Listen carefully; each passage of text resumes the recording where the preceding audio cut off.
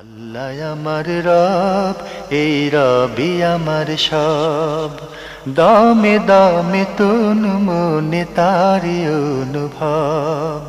তোমার দুনিয়াতে আমি যেদিকে তাকাই, অথই নিয়ামতে ডুবে আছি সবাই।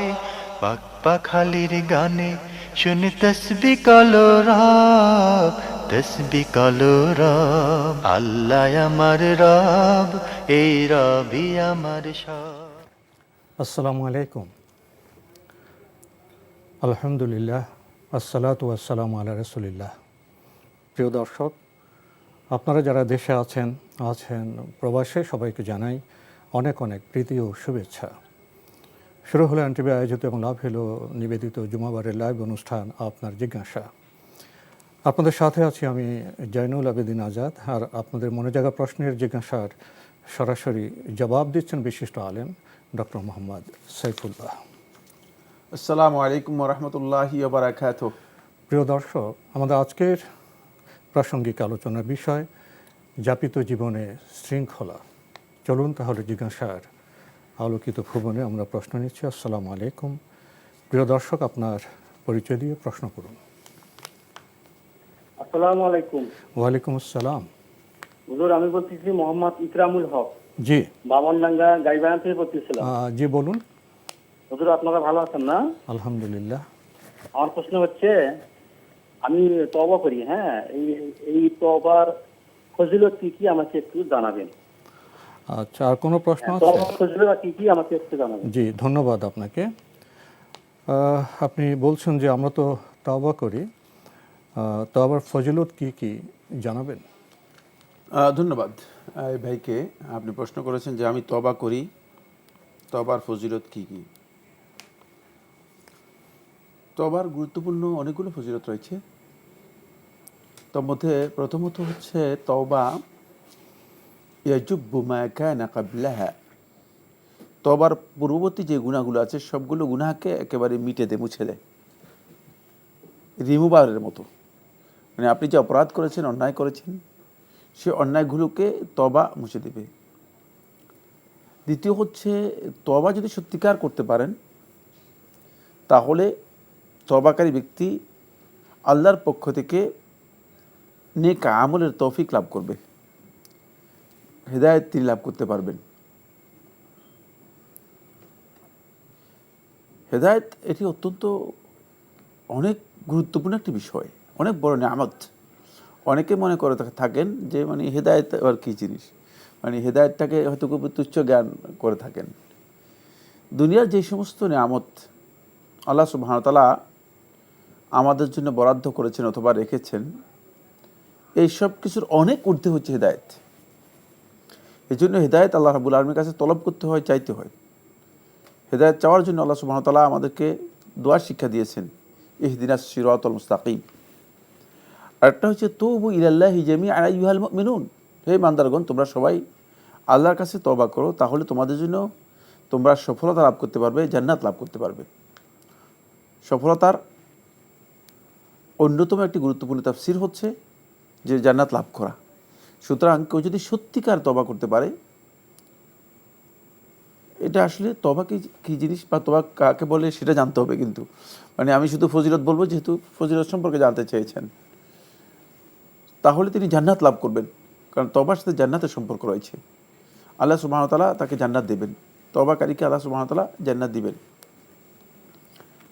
এরপরে 4 নম্বর যে পয়েন্টটি, সেটা হচ্ছে যদি সত্যিকার তওবা করে থাকেন, আল্লাহ সুবহানাহু ওয়া তাআলা তার পূর্ববর্তী অপরাধ যেগুলো আছে, গুনাহ আছে, এগুলোকে আল্লাহ রাব্বুল আলামিন নেক আমলে পরিণত করে দিতে পারেন। ইউবাদদিলুল্লাহু সাইয়্যাতিহিম হাসানাত। আল্লাহ তাআলা তাদের যেই গুনাহগুলো আছে, অন্যায়গুলো আছে, অপরাধকে ভালো কাজে রূপান্তরিত করে দিতে পারেন। অর্থাৎ এগুলো সওয়াবের কাজে পরিণত হবে, এগুলো সওয়াব হিসেবে আল্লাহ তাআলা পরবর্তীতে এগুলোকে সওয়াব হিসেবে দেবেন। তাই তওবা অত্যন্ত গুরুত্বপূর্ণ একটি বিষয়। যদি কোনো ব্যক্তি সত্যিকার, যেটাকে তওবা বলা হয় থাকে, তিনি সেই তওবা করতে পারেন, তাহলে তিনি এই ফজিলত লাভ করবেন, কোনো সন্দেহ নেই। বাকি অবশ্যই তাকে জানতে হবে তওবা কীভাবে করতে হয়, তওবা কাকে বলা হয়। জি, জানতে হবে তওবা কাকে বলা হয়, তওবার পদ্ধতি কী, এবং প্রসঙ্গত আমরা তওবার ফজিলত সম্পর্কে জানলাম। প্রিয় দর্শক, নতুন প্রশ্নে যাচ্ছি। আসসালামু আলাইকুম, পরিচয় দিয়ে প্রশ্ন করুন। হ্যালো, জি, কে বলছেন, কোত্থেকে বলছেন? আসসালামু আলাইকুম। আমি ঢাকা পল্লবী থেকে বলছি, জি ডক্টর ওয়াদুদ আলী খান। আমার দুটো প্রশ্ন। জি প্রথম প্রশ্নটা হচ্ছে যে কোন দেশের প্রধান বা কোন সরকার প্রধান জি বা কোন সংস্থা প্রধান, স্কুল প্রধান, এইসব ক্ষেত্রে নারী নেতৃত্ব ব্যাপারে আমাদের ইসলাম কি বলে? 1 নম্বর প্রশ্ন। 2 নম্বর প্রশ্ন হচ্ছে, আমাদের গ্রামের বাড়িতে আমাদের একটা পারিবারিক কবরস্থান আছে। সেখানে আমাদের পরিবারের দাদা দাদি অনেক দিন আগে মারা গেছেন। আমার বাবা মারা গেছেন 22 বছর আগে এবং আমার মা মারা গেছেন 1.5 বছর আগে। তাদেরকে ওখানে দাফন করা হয়েছে। এখন কবরস্থানের বাউন্ডারি ওয়াল ঘেঁষে একটি রাস্তা, সেটা সরকারের পক্ষ থেকে প্রসারিত করা হবে বিধায় ওনারা বলেছেন কবরগুলো সরিয়ে নিতে। এখন কবরস্থানের ভিতরে আরো খালি জায়গা আছে। এখন আমি জানতে চাচ্ছি এই কবরগুলো সরানোর ব্যাপারে আমাদের ধর্মীয় কি নিয়ম কানুন আছে এবং এগুলো কিভাবে সরানো যায়, যদি একটু বলতেন তাহলে ভালো হতো। ধন্যবাদ। ধন্যবাদ, খুবই গুরুত্বপূর্ণ প্রশ্ন করেছেন। আসলে আপনাদের প্রথম প্রশ্নটি, এটা তো একটু দীর্ঘ সময়ের প্রয়োজন। আমাদের প্রশ্নোত্তর আসলে আমরা কতটা কীভাবে বলতে পারবো। উনি বিভিন্ন পর্যায়ে বিভিন্ন প্রতিষ্ঠানে নারী নেতৃত্ব প্রসঙ্গে কথা বলেছেন। নারী নেতৃত্ব প্রসঙ্গে ইসলামের বক্তব্য কী? প্রথম কথা হচ্ছে, এই বিষয়টি একটু দীর্ঘ আলোচনার দাবি রাখে, কিন্তু আমরা সে দীর্ঘ আলোচনায় যাব না। মোদ্দা কথা যেটা সেটা বলে দিচ্ছি। মানে সরকার প্রধান নারী হিসেবে ইসলামী শরীয়তে উদ্বুদ্ধ অনুপ্রাণিত করে না, কারণ ইসলাম এটাকে একটি জাতির জন্য অকল্যাণকর হিসেবে আখ্যায়িত করেছে। সহিহ বুখারী হাদিসের মধ্যে রাসূলুল্লাহ সাল্লাল্লাহু আলাইহি ওয়াসাল্লাম ইরশাদ করেছেন, লা ইউফলিহা কওমুন ওয়াল্লাউ আমরাহুম ইমরাআতান, যে ওই জাতি কখনো সফলতা লাভ করতে পারবে না যারা তাদের সরকার এবং রাষ্ট্র ক্ষমতা কোনো নারীর হাতে ন্যস্ত করে দিয়েছে। সুতরাং এখান থেকে বোঝা যায় সফলতা লাভ করা সহজ হবে না। এজন্য এটা ইসলাম অনুপ্রাণিত করেনি, উৎসাহিত করেনি, এবং ওই জাতির অকল্যাণের দিকে ইঙ্গিত করা হচ্ছে। কিন্তু ইসলামী শরীয়তে সরকার প্রধান, রাষ্ট্রের সরকার প্রধান হওয়ার জন্য শর্ত হচ্ছে পুরুষ হওয়া বাঞ্ছনীয়। ফলে আল্লাহ সুবহানাহু ওয়া তাআলা যুগে যুগে নবী এবং রাসূলদেরকে প্রেরণ করেছেন পুরুষদের মধ্য থেকে। নারীদের মধ্য থেকেও যোগ্যতা সম্পন্ন ছিল না যেমন নয়, কিন্তু পুরুষদের মধ্য থেকে আল্লাহ সুবহানাহু ওয়া তাআলা প্রেরণ করেছেন। এখান থেকে বোঝা যায় যে মূলত এই দায়িত্বটি তাদের জন্য নয়, ইসলাম উদ্বুদ্ধ করেনি। কিন্তু হারাম বা ইসলামী শরীয়তে নিষিদ্ধ এ বক্তব্য সুস্পষ্ট কোনো নস দ্বারা সাব্যস্ত হয়নি। বাকি অন্যান্য ক্ষেত্রে এটাকে বলা হয় থাকে ইখতিসাসাত, মানে কোনো স্পেশাল বিষয়, স্কুল, কলেজ অথবা মানে অন্যান্য একাডেমিক যে বিষয়গুলো আছে সেগুলোর ক্ষেত্রে আলেমদের ইখতিলাফ রয়েছে। আলেমদের অনেকেই সেটাকে জায়েজ মনে করেছেন। এটাকে নেতৃত্ব নয়, ওটা হলো তাদের দায়িত্ব পালন করা, বিভিন্ন পর্যায়ে নেতৃত্ব মানে কমন কথা। সুতরাং এটা অন্যান্য ক্ষেত্রে বৈধ, তবে নারীকে অবশ্যই মানে ইসলামী শরীয়তের পরিমণ্ডলে যেই দিক নির্দেশনা দেওয়া আছে সেটা মেনেই করতে হবে, এর বাইরে গিয়ে করার কোনো সুযোগ নেই। নারী হোক পুরুষ হোক, যেখানে যে দিক নির্দেশনা আছে সেটা অবশ্যই মানতে হবে। আমরা সংক্ষিপ্ত পরিসরে জানলাম বিষয়টি সম্পর্কে। প্রিয় দর্শক, আপনি আরেকটি প্রশ্ন করেছেন যেটা আমাদের সমাজ বাস্তবতা প্রায় লক্ষ্য করা যায়, যে পারিবারিক কবরস্থান থাকে, সেখানে দাদা দাদি মা বাবা অনেকে কবর থাকে। এক সময় দেখা যায় রাষ্ট্রীয় প্রয়োজনে, সামাজিক প্রয়োজনে সড়ক নির্মাণ করতে হয়, প্রশস্ত করতে হবে, তখন কবর সরিয়ে নেওয়ার প্রসঙ্গটি আসে। তুমি জানতে চাচ্ছেন যে কবর সরিয়ে নেওয়া যায় কি না, গেলে নিয়ম কি? হ্যাঁ, কবর সরিয়ে নেওয়া এটা জায়েজ। কবর আপনি নাবশ করবেন, খুলবেন, স্বাভাবিকভাবে কবরটাকে মাটি উপর থেকে উঠিয়ে নেবেন। উঠিয়ে নেওয়ার পরে যদি সেখানে লাশ পাওয়া যায়, সে লাশটাই অন্যত্র আবার নিয়ে সেখানে দাফন করে নেবেন আগের মতোই। জানাজা বা অন্য কিছু করতে হবে, লাশ হোক হাড়গোড় হোক নিয়ে যাস। আর যদি লাশ পাওয়া না যায়, অবশিষ্ট হাড্ডি বা এই জাতীয় কিছু পাওয়া যায়, সেগুলোকে একসাথ করে একটা কাপড়ে সুন্দর করে মোড়াইয়া সেটাকে আবার অন্য জায়গায় দাফন করে দেবেন। এটাই হচ্ছে মূলত কবরকে প্রসারিত, এটা কি কয়, স্থানান্তর করা। আর এটা ইসলামী শরীয়তের মধ্যে বৈধ। কারণ হচ্ছে মানুষের প্রয়োজনে কখনো কখনো এই অবস্থার মুখোমুখি হতে পারে, কখনো কখনো মুখোমুখি হতে পারে, প্রয়োজন হতে পারে। সুতরাং ইসলাম তো সমাধানের নাম, ইসলাম হচ্ছে মানুষের উপর সহজ করার নাম। সুতরাং ইসলাম এখানে সমাধান ইসলামে নেই এ কথা বলার সুযোগ নেই।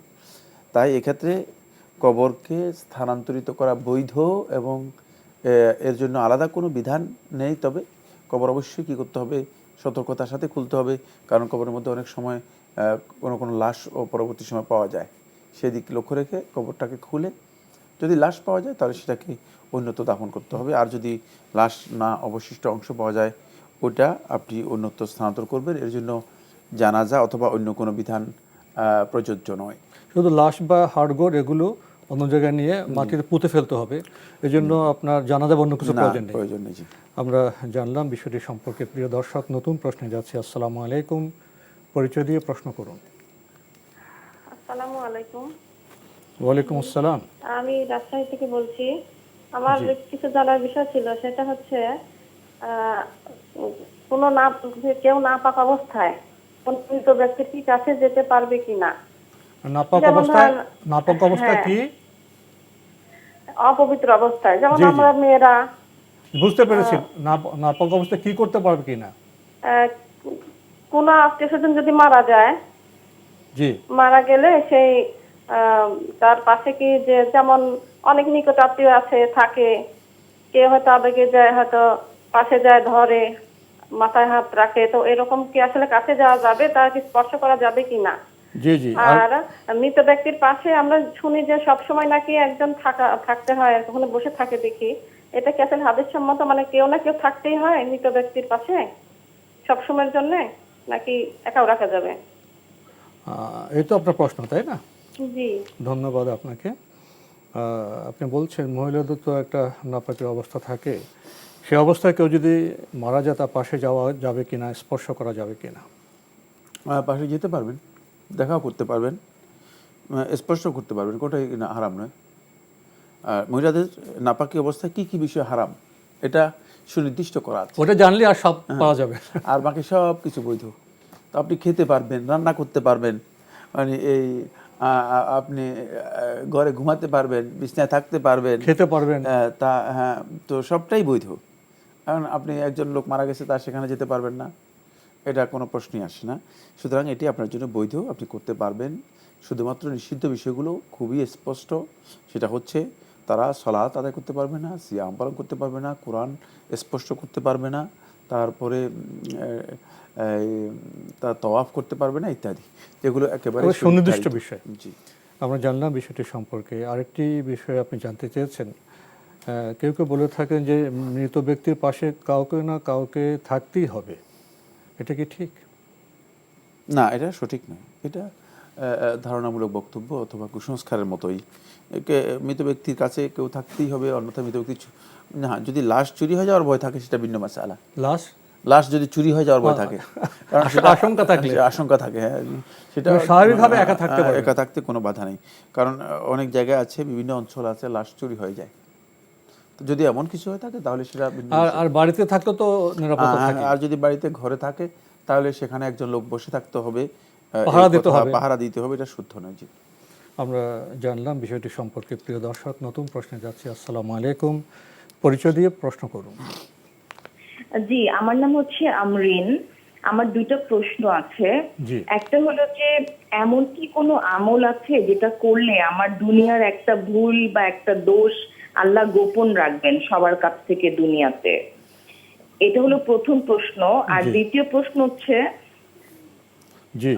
ইয়া সাত্তারু যদি আমি অনেকবার পড়ি, মানে প্রথমে দুরূদ শরীফ কয়েকবার পড়লাম, তারপর 100 বার ইয়া সাত্তারু পড়লাম, তারপর আবার দুরূদ শরীফ কয়েকবার পড়লাম, এরকম কি কোনো আমল আপনার জানা আছে যেটা করলে আমার দোষ গোপন রাখবেন আল্লাহ, বা আমার কোনো ঘটনা আল্লাহ গোপন রাখবেন এই দুনিয়াতে?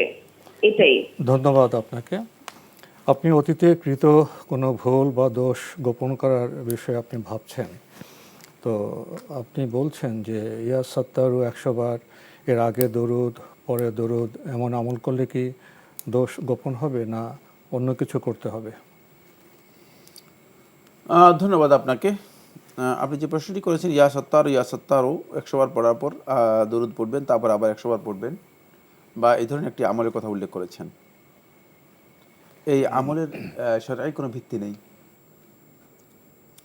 শরঈ কোনো ভিত্তি নেই এর অর্থ কী? এর অর্থ হচ্ছে আসলে এটি দলিল দ্বারা প্রমাণিত কোনো বিষয় নয় যে এই আমল করলে আপনার দোষ আল্লাহ সুবহানাহু ওয়া তাআলা গোপন করবেন, এটি সঠিক নয়। এরপরে যে বিষয়টি আপনি উল্লেখ করেছেন, ইয়া সত্তার, এটা একটি গলত বিষয়। সত্তার আল্লাহ রাব্বুল আলামিনের নাম সহিহ হাদিস দ্বারা সাব্যস্ত হয়নি। আল্লাহ রাব্বুল আলামিনের নাম যেটি সাব্যস্ত হয়েছে হাদিসের মধ্যে এসেছে সিত্তির। সুতরাং সত্তার শব্দটা আল্লাহ তাআলার জন্য প্রয়োগ বৈধ, কিন্তু আল্লাহ তাআলার নাম হিসেবে আসবে না। এটা খেয়াল রাখতে হবে। আল্লাহ তাআলার নাম কিন্তু এগুলো দলিল ভিত্তিক। মানে আমার নাম খুবই সুনির্দিষ্ট, আমার নাম সাইফুল্লাহ, সুতরাং এই সাইফুল্লাহ ছাড়া অন্য কোনো নাম এখানে অ্যালাউড নয়, গ্রহণযোগ্য নয়। এখন যে কোনো ব্যক্তিকে আমাকে যেভাবে মন চায় সেভাবে নাম দিতে পারবে? প্রশ্নই আসে না। আমরা আল্লাহ সুবহানাহু ওয়া তাআলার নাম যেগুলো আল্লাহ তাআলা জানিয়েছেন সেগুলো ঠিক যেভাবে জানিয়েছেন সেভাবেই বলতে হবে, সেভাবে রাখতে হবে। এটার মিনিং পর্যন্ত সরাসরি করার প্রয়োজন নেই। সত্তার শব্দটা সহিহ হাদিসের মধ্যে আসেনি, বরং সেখানে যে হাদিসটি এসেছে সেটা সিত্তির প্রমাণিত হয়েছে। তাই এই ইয়া সত্তারু এটি শুদ্ধ নয়। আর দ্বিতীয় নম্বর হচ্ছে ইয়া সত্তার, মানে এই কথাটা আল্লাহ তাআলার শানে, যদি নাম ধরলাম এটা আল্লাহ তাআলার নাম হয়, আল্লাহ তাআলার শানে ইনকমপ্লিট সেন্টেন্স, এভাবে সম্বোধন করা এটা বৈধ নয়। ইনকমপ্লিট সেন্টেন্স, কিছুই তো বলেন নেই, শুধু বলছেন হে সত্তার, মানে এটা হলো একদিক থেকে সৌজন্যতা এবং আদবের পরিপন্থী, আর একদিক থেকে এখানে ইনকমপ্লিট সেন্টেন্স, সৌজন্যতা পরিপন্থী। আল্লাহ তাআলার শানে এটি ইয়া সত্তারও বলে যদি কিছু বলতেন তাহলে এটা হতো, কোনো ভাব প্রকাশ করলো না। এখানে একটা দোয়া রয়েছে, হিসনুল মুসলিমে দেখে নেবেন, আল্লাহুম্মা আস্তুর আওরাতি ওয়া আমিন রাওয়াতি। এই দোয়াটি হিসনুল মুসলিমের মধ্যে রয়েছে। এই দোয়াটি শিখে নেওয়ার জন্য চেষ্টা করবেন। এটা বেশি বেশি করে পড়তে পারেন। যদি কোনো ব্যক্তি মনে করেন যে আল্লাহ সুবহানাহু ওয়া তাআলা তার দোষ ত্রুটিগুলো আল্লাহ রাব্বুল আমিন গোপন করুন, এই জন্য তিনি এই দোয়াটি করতে পারেন, আল্লাহুম্মা আস্তুর আওরাতি ওয়া আমিন রাওয়াতি। এই দোয়াটা আপনি করতে পারেন। আর বাকি দোষ ত্রুটি গোপন করার জন্য একটি গুরুত্বপূর্ণ আমল হচ্ছে যে সেটা হলো এই, কোনো ব্যক্তি অন্যের দোষ ত্রুটি অনুসন্ধান করবে না, অন্যের দোষ ত্রুটি গোপন করবে, তাহলে আল্লাহ রাব্বুল আলামিন দুনিয়াতে তার দোষ ত্রুটিগুলো গোপন করবেন। এটা হচ্ছে আমল। আপনি আমল চেয়েছেন তো, এটা হচ্ছে প্রকৃত আমল, এটা আমল যেটা চেয়েছেন সেটা। কিন্তু ওই দোয়াটা হিসনুল মুসলিমের মধ্যে পেয়ে যাবেন, সেখান থেকে শিখে নেওয়ার জন্য চেষ্টা করবেন। প্রিয় দর্শক, আমরা খুবই গুরুত্বপূর্ণ বিষয় অবগত হলাম। হিসনুল মুসলিম এটা একটা সহিহ দোয়ার বই, সেটার আশ্রয় নিতে পারেন। এবং সবচেয়ে যে গুরুত্বপূর্ণ বিষয়টি শায়েখ বলেছেন যে নিজের দোষ গোপন যদি আমরা চাই তাহলে অন্যের দোষ চর্চা করা যাবে না, এটা খুবই গুরুত্বপূর্ণ বিষয়। আমরা নতুন প্রশ্নে যাচ্ছি। আসসালামু আলাইকুম, পরিচয় দিয়ে প্রশ্ন করুন।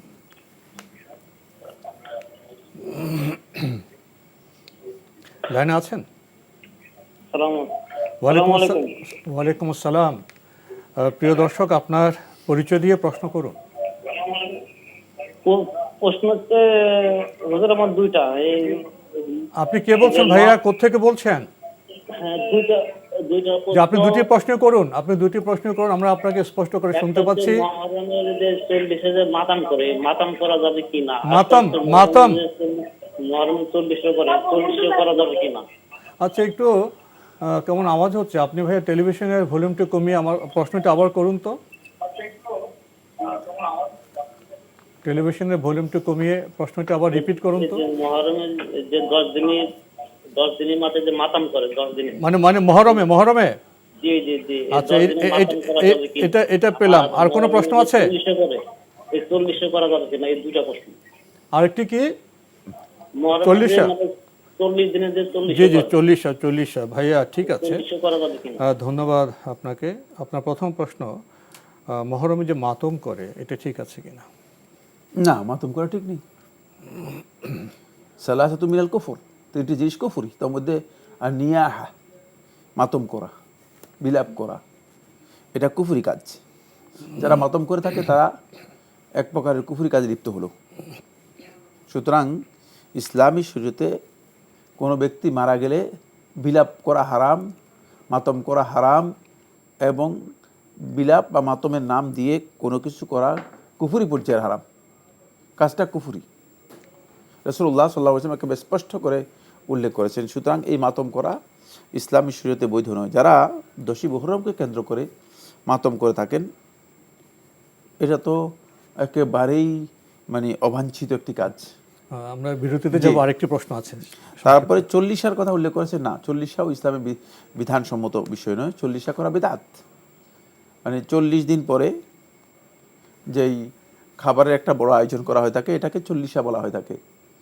কোনো ব্যক্তি মারা যাওয়ার পর তার পক্ষ থেকে খাওয়ানো জায়েজ, কিন্তু সেটা 40 আকারে করা বা 40 দিনে করা দিন ফিক্স করা এবং সেই 40কে আনুষ্ঠানিকতায় রূপান্তরিত করা, এটা সবটাই বিদআত, এটি জায়েজ নেই। জি, আমাদের আজকের প্রাসঙ্গিক আলোচনার বিষয় যাপিত জীবনে শৃঙ্খলা। জীবনকে আমাদের যাপন করতে হয় ঘরে, বাইরে, সমাজে, রাষ্ট্রে এবং আরও বৃহত্তর পরিসরে, আন্তর্জাতিক পরিসরে। তো এইসব ক্ষেত্রে শৃঙ্খলা কতটা গুরুত্বপূর্ণ এবং শৃঙ্খলা আমরা কোত্থেকে জানবো, কিভাবে পালন করব, এসব বিষয়ে যদি কিছু বলতেন। ধন্যবাদ। খুবই গুরুত্বপূর্ণ বিষয়। ইসলামের বিধানকে যদি আমরা পর্যালোচনা করি তাহলে আমাদের কাছে স্পষ্ট হবে ইসলাম একটা শৃঙ্খলাবদ্ধ অথবা শৃঙ্খলা সম্মত জীবন বিধান। পুরোটাই ইসলামের মানে ইবাদতের শৃঙ্খলা আছে, ইসলামের নীতিনৈতিকতার শৃঙ্খলা আছে, ইসলামী মূল্যবোধের শৃঙ্খলা আছে, ইসলামী আকীদার শৃঙ্খলা আছে, তারপরে ইসলামী জীবনযাপনের একটা সুশৃঙ্খল পদ্ধতি রয়েছে। ফলে মানুষ শৃঙ্খলার বিষয়টি মানুষের কাছে অত্যন্ত গুরুত্বপূর্ণ একটি বিষয়। প্রথম যে পয়েন্টটি কথা বলবো সেটা হচ্ছে ব্যক্তি জীবনে এবং সামাজিক জীবনে সফলতা লাভ করার জন্য যে মূল ভিত্তি বা মৌলিক যে সমস্ত বিষয়গুলো আছে তার মধ্যে অন্যতম একটি দিক হচ্ছে শৃঙ্খলা। বিশৃঙ্খল ব্যক্তি যদি কোনো কারণে সফল হয়ে যায় সেটা ভিন্ন কথা, কিন্তু আসলেই সফলতা লাভ করতে পারে না। যেমনি বিশৃঙ্খল সমাজ, শৃঙ্খলাহীন সমাজ, এই সমাজ কোনোদিন শান্তি, শৃঙ্খলা এবং সমৃদ্ধি, সফলতা কোনোটাই মুখ দেখতে পারবে না, এর মুখও দেখতে পারবে না। এই জন্য এটা প্রথমে আমাদেরকে জানতে হবে যে এই কারণেই আল্লাহ সুবহানাহু ওয়া তাআলা প্রত্যেকটি ইবাদত আল্লাহ তাআলা ফরজ করেছেন, সেটা ব্যক্তিগত ইবাদত হোক, সামাজিক ইবাদত হোক, এর মধ্যে শৃঙ্খলা দেওয়া হয়েছে। যেমন ব্যক্তিগত ইবাদতগুলোর মধ্যে শৃঙ্খলা আছে, টাইমিং আছে। আপনি টাইমের আগেও আদায় করতে পারবেন না, টাইমের পরেও আদায় করতে পারবেন না। কখন পড়তে হবে, কত রাকাত পড়তে হবে, কিভাবে সব পড়তে শৃঙ্খলা হবে, দেওয়া আছে। দ্বিতীয় হচ্ছে সামাজিক, যেমন মনে করেন জামাত, দেখেন একসাথে গিয়ে সবাই সালাত আদায় করলেই হয়ে যেত, কিন্তু না, এখানে ইমাম দেওয়া হয়েছে, নেতৃত্ব আছে। ইন্নামা জুইলাল ইমামু লিয়ুতামা বিহি, আবার বলে দেওয়া হচ্ছে যে ইমাম তোমাদেরকে দেওয়া হয়েছে যাতে করে তোমরা মানে তাকে অনুসরণ করতে পারো, মানে নেতৃত্বে তার লিডারশিপে যেন তোমরা সুশৃঙ্খল হতে পারো। গোটা উম্মাহ সম্পর্কে যখন বলা হয়েছে বলছে যে কান্নাহুম বুনিয়ানুম মারসুস, গোটা উম্মার পরিচয় হবে মনে হচ্ছে যেন তারা একটা সীসাডালা প্রাচীর, মানে এটা শৃঙ্খলার মানে কি, শৃঙ্খল যে কেমন সুশৃঙ্খল হবে, নেতৃত্ব শৃঙ্খলার জন্য, শৃঙ্খলা কিভাবে শৃঙ্খলা তাদের তৈরি হবে সেই বিষয়টি এখানে উল্লেখ করা হয়েছে। আসুন শৃঙ্খলার কিছু ফাওয়ায়েদ বা উপকারিতা সম্পর্কে কথা বলি। 1 নম্বর যেই উপকারিতাটি আমরা দেখতে পাই সেটা হলো, যদি শৃঙ্খলা থাকে সেটা ব্যক্তি জীবনে হোক, সামাজিক জীবনে হোক, তাহলে সে ব্যক্তি তার উপর অর্পিত যে দায়িত্ব আছে বা তার যে কাজ আছে সেই কাজটাকে সে সর্বোৎকৃষ্ট পন্থায় সেটাকে সমাধান করতে পারবে, সম্পন্ন করতে পারবে। কম পরিশ্রমে, কম ব্যয়ে, কম সময়ে সবচেয়ে উৎকৃষ্ট পন্থা সেটাকে আদায় করতে পারবে। আর বিশৃঙ্খলা হলে সেখানে মানে সেটা সম্পন্ন হতে পারে, হয়তো সম্পন্ন করতে পারবে, কিন্তু যথেষ্ট মানে ব্যাগ পেতে হবে, কষ্টটা অনেক বেশি হবে, ঝামেলা হবে, কষ্ট হবে, কষ্ট বেড়ে যাবে, এইটা প্রচুর সমস্যা, মানে সমস্যার শেষ থাকবে না। দ্বিতীয় নম্বর যে বিষয়টি সেটা হলো এই, কোনো ব্যক্তি যখন শৃঙ্খলার অধীনে আসবে তখন তিনি দায়িত্ববোধ তার মধ্যে কাজ করবে, কারণ এটা অত্যন্ত গুরুত্বপূর্ণ বিষয়। দায়িত্ববোধ নেই তো তাহলে বুঝতে হবে যে তার মধ্যে শৃঙ্খলাও নেই। মানে দায়িত্ববোধ না থাকলে শৃঙ্খলা আসবে না। এই জন্য দায়িত্ববোধটা তার মধ্যে আসবেই শৃঙ্খলার কারণে। তিনি বুঝতে পারবেন না এটা আমার দায়িত্ব, আমি করতে পারি, এটা করতে হবে আমাকে। এই জিনিসটা আমরা প্রশ্নে যাবো, যদি একটা বিষয় বলতেন, এই দায়িত্ববোধের যে চেতনা, এটা জাগ্রত হওয়ার জন্য পরকালে বিশ্বাস এবং আল্লাহর কাছে জবাবদিহিতে বিষয়টা কতটা গুরুত্বপূর্ণ? হ্যাঁ, মানে এটাই, মানে শৃঙ্খলার সাথে দায়িত্ববোধের বিষয়টি মানে নির্ভর করে আছে আখিরাতের উপর মৌলিক বিশ্বাস, আল্লাহর কাছে জবাবদিহিতা, আল্লাহর কাছে জবাবদিহিতা, মানে আখিরাতের মৌলিক বিশ্বাস যেটা, সেটা আল্লাহর কাছে জবাবদিহিতা। আল্লাহর কাছে জবাবদিহিতা যদি না থাকে তাহলে সে ব্যক্তি কোনোদিন মানে প্রকৃত আসলে দায়িত্ব পালন করতে পারবে না, এবং মনে করবে যে আমি, তাকে তখন মনে হবে যে বলগাহীন, দায়িত্বহীন, এবং কোনো স্বাধীন এবং স্বেচ্ছাচারী। স্বাধীন তো শব্দ শুদ্ধ নেই, স্বেচ্ছাচারী শব্দ শুদ্ধ, মানে আসলে স্বেচ্ছাচারিতা তখন এসে যাবে।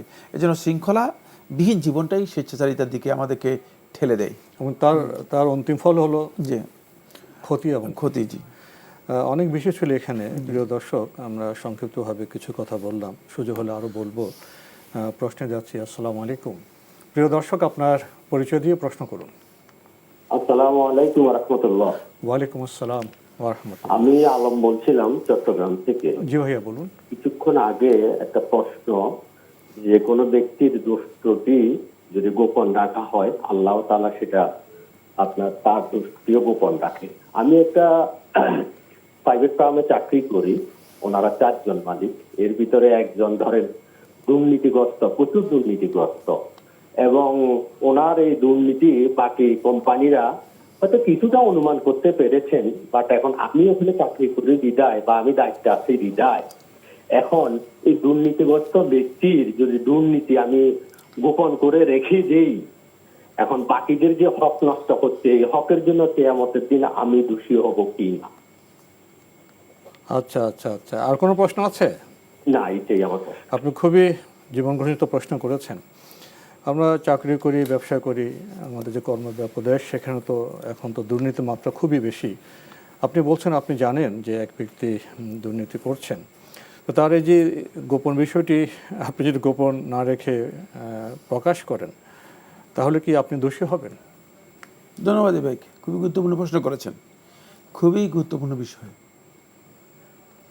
আমরা যে কথাটি বলেছি খুব ভালো করে খেয়াল করুন, সেখানে একটি বিষয় রয়ে গিয়েছে, বা একটি বিষয় স্পষ্ট হওয়া দরকার। সেটা হলো কোনো মুসলিম ব্যক্তির ব্যক্তিগত দোষ ত্রুটিকে গোপন করা, সেটা নিয়ে চর্চা না করা। আর আপনি যেটা বলেছেন সেটা আরেকটা বিষয়, সেটা সামাজিক যে সমস্ত ক্রাইম রয়েছে, সোশ্যাল ক্রাইম, প্রতিষ্ঠানিক ক্রাইম, রাষ্ট্রীয় ক্রাইম, যেটা দুর্নীতির সাথে জড়িত। যদি দুর্নীতির সাথে জড়িত হয় আর সেটা যদি আপনি প্রতিকার করার মতো কোনো বিষয় থাকে, অথবা আপনাকে অ্যাসাইন করা হয়েছে মানে এই বিষয়গুলো অনুসন্ধান করার জন্য, তদারকি করার জন্য, তখন আপনি তো গোপন করা আপনার জন্য হারাম। তখন দায়িত্ব প্রকাশ করা, তখন দায়িত্ব হচ্ছে আপনি সেটা প্রকাশ করবেন। মানে কারণ হলো মানে তখন তো গোপন করার বিষয় নেই, তখন এটা আপনাকে অবশ্যই প্রকাশ করতে হবে। যদি আপনার পক্ষে সেটা সম্ভব হয়, এটা প্রকাশ করলে এটার দুর্নীতি থেকে কোম্পানি অথবা সংশ্লিষ্ট যারা আছে তারা মুক্ত হতে পারবে, তাহলে আপনার জন্য সেটা প্রকাশ করা আপনার জন্য বৈধ, আপনি প্রকাশ করবেন।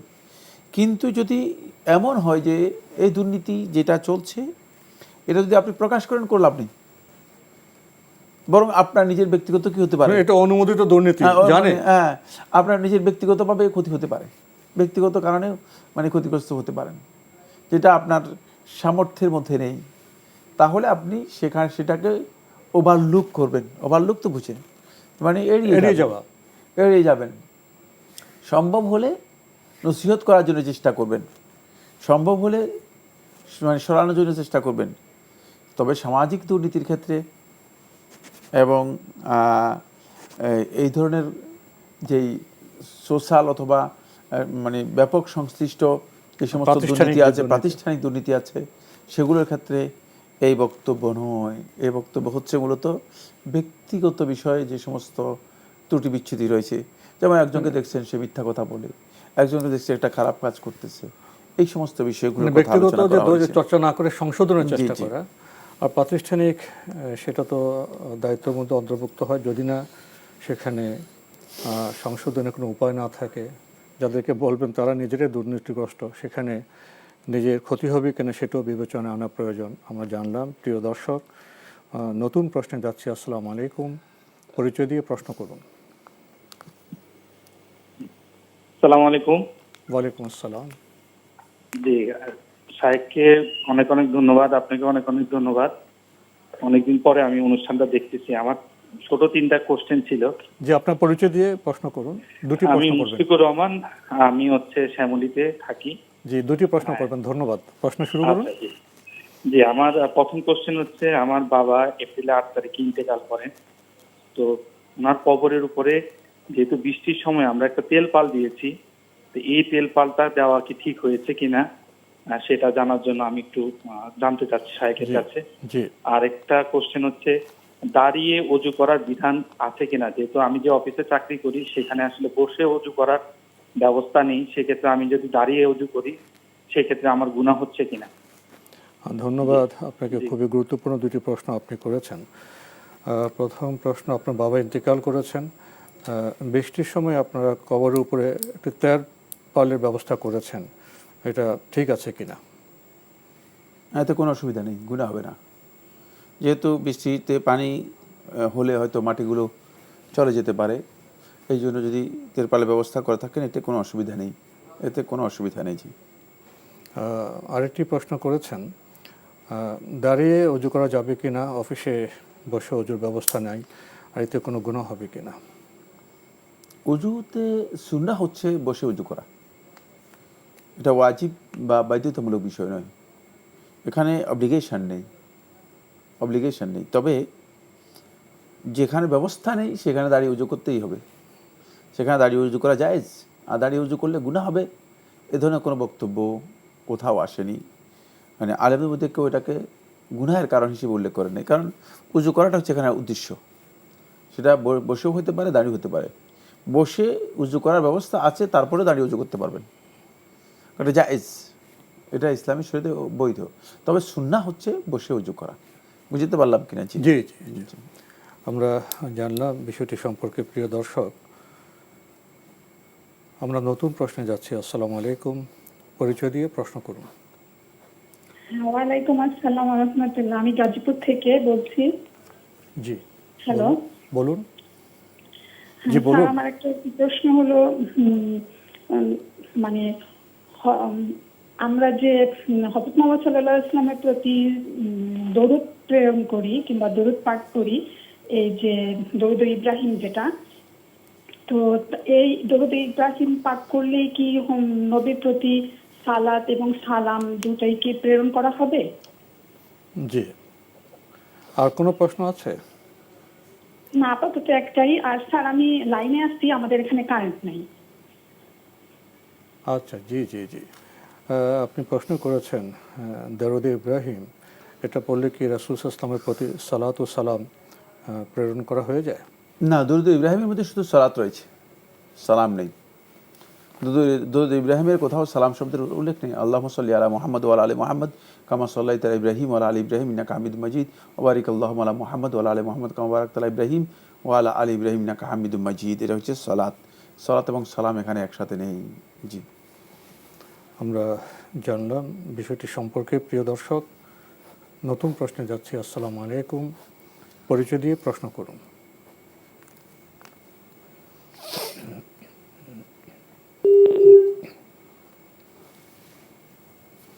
জি, লাইনে থাকলে প্রিয় দর্শক আপনার পরিচয় দিয়ে প্রশ্ন করুন।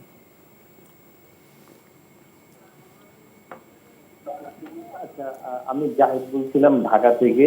জি, জি। আমার ভাগিনা একজন আছেন প্রতিবন্ধী। তো আমরা জানি যে শরীরে উল্কা করা গুনার কাজ, হারাম। তো সেক্ষেত্রে ও যেহেতু প্রতিবন্ধী, যে কোনো সময় ও দরজা খুলে বের হয়ে যেতে পারে, এরকম একটা সম্ভাবনা আছে। সেক্ষেত্রে ওর শরীরে যদি আমরা মোবাইল নাম্বার লিখে দিই, সেক্ষেত্রে কি কোনো গুনাহ হবে কিনা? শরীরে মোবাইল নাম্বার না? জি। আচ্ছা, আর কোনো প্রশ্ন আছে? জি না। ধন্যবাদ আপনাকে।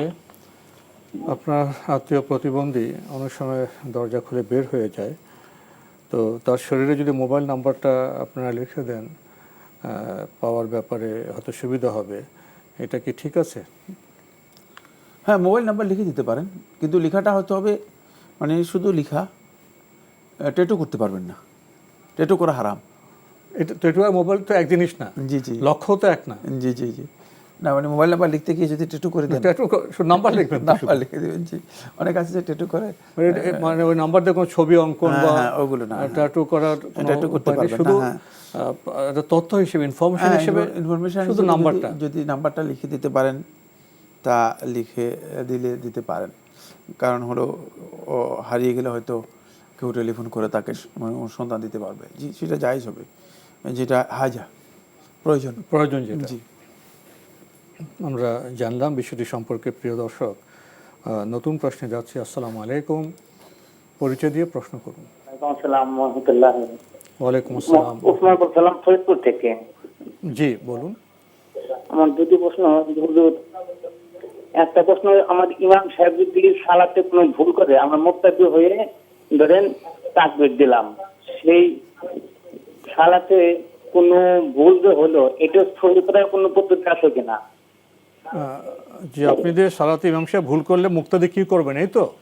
জি, না মুক্তাদি দিলেন না, আমরা ইমাম সাহেব ভুল করবো, আমরা বলে দিলাম, আল্লাহ বললাম, উঠে দাঁড়ালাম, কিন্তু পরে হুজুর সালাম ফিরে দিল, কিন্তু আর কোনো সহি সিদ্ধা বা কিছু দিল না, এতে কোনো কিছু হবে কিনা এটা জানতে চাইছিলাম।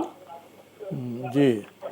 আর দুই নম্বর প্রশ্ন, আমার পিতা তো বেঁচে আছেন, বার্ধক্য, আমি সন্তান হয়ে পিতার নাভির নিচে কি শেভ করতে পারবো? কি শুট করবেন? নাভির নিচে শেভ করার প্রয়োজন হয়। নাভির নিচে যে চুল, এটা তো? জি জি, এটা করা যাবে কিনা সন্তান হয়ে? জি জি জি জি, ধন্যবাদ আপনাকে। প্রথম প্রশ্ন, আপনি বলছেন যে সালাতে ইমাম ভুল করলেন, মুক্তাদির চেষ্টা করলেন, হলো না, তাহলে সজদা দেওয়া হয়নি, কি হবে সালাতের? ভুলের ধরন কি কিছু উল্লেখ করে নেই, সুতরাং এই প্রশ্নের উত্তর আমরা দিতে ব্যর্থ হয়ে গেলাম, কারণ এটা অনেক লম্বা বিষয়। কী ধরনের ভুল হয়েছে? আর ভুল করলে মুক্তাদি তাকবীর দিবে না, মুক্তাদি ভুল করলে সুবহানাল্লাহ বলবে। এটা একটা গলত মাসআলা আমাদের সমাজের মধ্যে প্রচলিত আছে। সেটা হচ্ছে মুক্তাদিরা তাকবীর দিয়ে থাকেন, আল্লাহু আকবার। হ্যাঁ, তাকবীর নয়। মুক্তাদি ভুল করলে বলবে সুবহানাল্লাহ, সুবহানাল্লাহ। মুক্তাদি সুবহানাল্লাহ আওয়াজ করে বলবে। তো তাকবীর দেওয়াটা সুন্নাহ নয়। আর যদি মুক্তাদিরা মহিলা হয়ে থাকে, তাহলে তারা এভাবে হাতের উপর এভাবে তালি দিবে, তালি দিবে বুঝাবে, মহিলাদের ব্যাপার। হ্যাঁ, মহিলারা তালি দিবে, বুঝাবে যে ভুল হয়েছে। কিন্তু এই তাকবীর দেওয়ার পদ্ধতি শুদ্ধ নয়। এখন আপনি যে ভুলের ধরন আপনি উল্লেখ করেননি, এখানে সলাতের মধ্যে ভুল হয়েছে, হয়তো ইমাম সাহেব মাসালাই জানেন না। যদি এমন ইমাম হয় যিনি মাসআলা সম্পর্কে জ্ঞান রাখেন না, আর সলাতের মধ্যে ভুল হয়ে গিয়েছে, সেজদায় সহু দেন নাই, তাহলে সলাত হয়ে যাবে। এর জন্য আর আলাদা কিছু করতে হবে না, না জানার কারণে। হ্যাঁ, কারণ সেজদায় সহু যদি কোনো ইমাম ভুলে যায়, কারণ এমন পুরা মাথাটা ঘরে রেখে তারপরে নামাজের জন্য এসেছে, এরকম যদি হয় তাহলে হতেই পারে। অনেক আছে সেজদায় সহু ভুলে যেতে পারেন, তাহলে তার হুকুম কী হবে? তার হুকুম হচ্ছে সালাত হয়ে যাবে। জি, আমরা খুব সহজ সমাধান পেলাম। প্রিয় দর্শক, আরেকটি প্রশ্ন করেছেন, আপনার পিতা খুব বার্ধক্য অবস্থায় আছে, হয়তো অনেক কাজকর্ম করতে পারেন না, নাভির নিচে যে চুল, সেটা কি সন্তান ফেলতে পারবেন? হ্যাঁ, যদি তিনি অচল অক্ষম হন, তাহলে সন্তান এতটুকু সহযোগিতা হেল্প তাকে করতে পারবেন। আমরা জানলাম। যদি অচল অক্ষম হয়ে থাকেন। জি, অক্ষম হলে সন্তান পারবেন, আমরা জানলাম। প্রিয় দর্শক, নতুন প্রশ্নে যাচ্ছি। আসসালামু আলাইকুম, পরিচয় দিয়ে প্রশ্ন করুন। লাইনে আছেন? যে আপনার পরিচয় দিয়ে প্রশ্ন করুন। আমার এক ভাই, আমি ফরিদপুর থেকে বলছি। আমার এক ভাই খুব বড় একটা ব্যবসা করে, কিন্তু সৎ ব্যবসা করে, কোনো খারাপ কথা বলে না, কোনো মানে খারাপ বিষয় দিকে মানে জড়িত হয় না। কিন্তু একটা বিষয় হচ্ছে যে নামাজ কালাম পড়ে না, কিন্তু তার ব্যবসাটা খুব হজ। কিন্তু সেই ব্যবসার কারণে সে কি কিয়ামতের দিন কি মানে সাফায়াত পাবে? যে নামাজ কাছে পড়ে না, ওই নামাজের বিষয়টা কি সে কি মানে সমাধান পাবে কিয়ামতের দিন? আচ্ছা, আপনি তো বলছেন ভাইয়া আপনার ভাই সৎ, ভালো, সবই ভালো, নামাজ পড়ে না, তো আপনি কি ওনাকে নামাজ পড়তে বলেছেন? আমাকে ব্যবসার ভিতরে হজ, কিন্তু কারো ঠকায় না, বুঝছেন? মানুষের উপকারের পাশে থাকে, মানুষের সহযোগিতা। এটা তো আমরা বুঝলাম ভাইয়া, এটা তো আমরা বুঝলাম। আমার কথা হলো আপনার ভাই যে নামাজ পড়ে না, তো আপনারা কি চেষ্টা করেছেন নামাজ পড়তে? বলেছেন তাকে? হ্যাঁ বলেছি, কিন্তু উনি নামাজটা কেন পড়েন না? মানে তার ব্যবসাটা মানে গাফেল, নামাজে বিশ্বাস করেন? হ্যাঁ বিশ্বাস করি, কিন্তু নামাজের প্রতি সম্মান রাখেন? সম্মান রাখি, কিন্তু গাফেল অলস, নামাজ পড়েন না, এই তো? নামাজ পড়ে না, কিন্তু ব্যবসা করে হজ, কিন্তু মানে নামাজ পড়তে সময় পায় না। কিন্তু মানে এই বিষয়টা আমি ঠিকই মানে কিয়ামত আল্লাহ হিসাব দিতে হবে। জি, ধন্যবাদ আপনাকে। আপনার কি আর কোনো প্রশ্ন আছে? না। ধন্যবাদ, আপনি জানলেন ওনার ভাই। হ্যাঁ, আপনার ভাইয়ের কথা আপনি বলেছেন, ধন্যবাদ আপনাকে। না, নামাজে যিনি আটকা পড়ে যাবেন তিনি পরবর্তী মাসআলার জন্য যাবেন না, পরবর্তী সবগুলোই তার ক্ষতিগ্রস্ত। সুতরাং তার এই যে সততার কথা বলেছেন, নিষ্ঠার কথা বলেছেন, তিনি যে ন্যায় মানে ভিত্তিক ব্যবসা বাণিজ্য করে থাকেন, যা বলেছেন সবটাই এটা শুধুমাত্র দুনিয়াবি কাজ। সময় পান না নামাজের জন্য, এটা বলছেন? সময় পান। তো তার নামাজ না হওয়ার কারণে তিনি কিয়ামতের দিন প্রথম মাসআলায় যখন আটকে যাবেন, প্রথম প্রশ্নে যখন আটকে যাবেন, পরের প্রশ্ন আর তার জন্য সুযোগ থাকবে না। প্রথম প্রশ্নে উনি ফেল করবেন। প্রথম প্রশ্নটা হবে সালাতের প্রশ্ন। যেহেতু প্রথম প্রশ্ন করা হবে ইবাদতের মধ্যে সালাতের। রাসূলুল্লাহ সাল্লাল্লাহু আলাইহি ওয়াসাল্লাম বলেছেন, যে ব্যক্তি প্রথম মানে এই প্রশ্নের উত্তরে আটকে যাবে, পরবর্তী সব প্রশ্নেই সে আর কোনো উত্তর দিতে পারবে না, সে আটকে যাবে। সুতরাং তাকে বোঝানোর জন্য চেষ্টা করুন, কারণ সালাত অত্যন্ত গুরুত্বপূর্ণ বিষয়। সালাত ঈমান এবং কুফরের মধ্যে পার্থক্য করে। সুতরাং যিনি সালাত আদায় করেন না, তিনি আসলে যতই নিষ্ঠা এবং সততা দেখান না কেন, তার এই দেখানোটা একেবারেই মানে এটা বাহুল্য অথবা অপ্রয়োজনীয়। তিনি তো স্রষ্টার প্রতি সৎ নন, যেটা সৃষ্টি করেছেন, তার প্রতি তো কৃতজ্ঞ নন, অনেস্ট নন, সৎ নন। জি, প্রকৃত সৎ নন আসলে। এই জন্য শেখুল ইসলাম ইবনে তাইমিয়া রাহমাতুল্লাহ আলাইহি মাজমু ফাতাওয়ার মধ্যে এক জায়গায় উল্লেখ করেছেন, তিনি বলেছেন যে ব্যক্তিকে দেখবে যে সালাত নষ্ট করছে, আল্লাহ তাআলা হক নষ্ট করছে, তাকে দুনিয়ার ব্যাপারে বিশ্বাস করার কোনো সুযোগ নেই। আমরা তাকে বিশ্বাস করি না দুনিয়ার ব্যাপারে। গুরুত্বপূর্ণ বেশ কিছু কথা জেনেছি।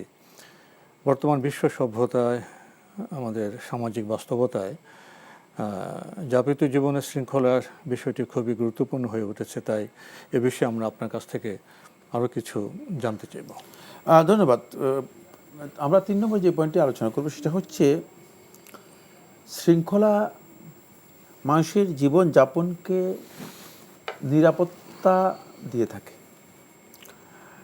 আমরা জানি যে আসলে একজন মানুষ অথবা একটা মানব সমাজের গুরুত্বপূর্ণ একটি বিষয় হচ্ছে নিরাপত্তা। যদি নিরাপদ পরিবেশ না থাকে, সেখানে আল্লাহ তাআলার ইবাদতও করা যায় না ঠিক মতো, ব্যবসা বাণিজ্য করা যায় না ঠিক মতো, মানুষের সাথে যে আচরণ করা দরকার সেটাও ঠিক মতো করা যায় না, সড়কও ঠিক মতো চলা যায় না। মানে এই জন্য নিরাপত্তা খুবই গুরুত্বপূর্ণ বিষয়। ফলে শেখুল ইসলাম ইবনে তাইমিয়া রাহিমাহুল্লাহ তাআলা তিনি মাজমু ফাতাওয়ার এক জায়গায় উল্লেখ করেছেন যে একদিন কোনো রাষ্ট্র ব্যবস্থা শাসকবিহীন থাকা 60 বছর ইবাদতের চেয়ে গুরুত্বপূর্ণ। কতটা গুরুত্বপূর্ণ, মানে এত বেশি গুরুত্বপূর্ণ। শাসকবিহীন থাকা একেবারেই কারণ শাসকবিহীন থাকা মানে শৃঙ্খলাবিহীন থাকা। একটা শাসকবিহীন মানে এটা পুরো জাতি বিশৃঙ্খলা, শৃঙ্খলাবিহীন। আর বিশৃঙ্খলা মানে কি, সেটা হচ্ছে নিরাপত্তা না থাকা। ফলে আল্লাহ সুবহানাহু ওয়া তাআলা যখন মক্কা নগরীর কথা আল্লাহ তাআলা বর্ণনা করেন, তখন আল্লাহ তাআলা বলেন মানুষদেরকে যে আল্লাযী আত'আমাহুম মিন জু' ওয়া আমানাহুম মিন খাউফ। দেখছেন, মানে যখন ভয় একটা পরিবেশ তৈরি হবে, তখন আল্লাহ রাব্বুল আলামিন তাদেরকে ভীতি থেকে নিরাপত্তা দিয়েছেন। নিরাপত্তাটা খুবই গুরুত্বপূর্ণ, আর নিরাপত্তা নির্ভর করবে অবশ্যই একটা সুশৃঙ্খল যখন জাতি অথবা মানুষগুলো যখন নিজেদের জীবনের শৃঙ্খলা নিয়ে আসবে। 4 নম্বর যে পয়েন্টটি, 5 নম্বর যে পয়েন্টটি, সেটা হলো শৃঙ্খলার সাথে জড়িত আরেকটি বিষয় হলো শৃঙ্খলা মানুষের আখলাক গঠনে সহযোগিতা করে, চরিত্র গঠনে সহযোগিতা করে। এই জন্য প্রকৃত চরিত্র যদি আপনি ইসলামী চরিত্র করতে চান, তাহলে দেখবেন যে আপনি আপনার জন্য শৃঙ্খলা আপনার জন্য বাধ্যতামূলক। প্রত্যেকটা ক্ষেত্রে আপনি শৃঙ্খলা, নামাজ ওটা আমাদের শৃঙ্খলাই শেখায়। হ্যাঁ, মানে প্রত্যেকটা কাজেই, ইবাদতের কাজ তো সুশৃঙ্খলে, ইবাদত ছাড়াও ব্যক্তিগত কাজেও আমাদেরকে শৃঙ্খলাকে অগ্রাধিকার দিতে হবে। শৃঙ্খলা যখন আপনি অগ্রাধিকার দিবেন, তখন আপনার কাছ থেকে মানুষ নীতি নৈতিকতার বিষয়গুলো শিখবে। মানুষ মনে করবে যে লোকটা খুব সুশৃঙ্খল। আর সুশৃঙ্খল মানুষই মূলত বেশিরভাগ ক্ষেত্রে মুহাদ্দাব, মানে ভদ্র এবং সুশীল হয়। এখন তো সুশীল বলা হয় তাকে যারা উল্টাপাল্টা কথা বলেন, কথাবার্তা চটকদার কথা, সুন্দর না, চটকদার কথাবার্তা বলেন, আসলে মানে অন্তরের দিক থেকে মুনাফিকি রয়েছে, কাজের দিক থেকে মুনাফিকি রয়েছে, কথা কাজে মিল নেই তাদেরকে সুশীল বলা হয় থাকে। কিন্তু আসলে প্রকৃত সুশীল হওয়ার জন্য যেটা নিজেদের জীবনকে সুশৃঙ্খল করতে পেরেছে, তাহলে তারা প্রকৃত সুশীল হতে পারবে, যাদেরকে সুশীল মানুষ অনুসরণ করতে পারবে। জি, আমরা খুবই গুরুত্বপূর্ণ বিষয়ে অবগত হলাম প্রিয় দর্শক। আমরা এবার প্রশ্নে যেতে চাইব। আসসালামু আলাইকুম। প্রিয় দর্শক, লাইনে থাকলে আপনার পরিচয় দিয়ে প্রশ্ন করুন।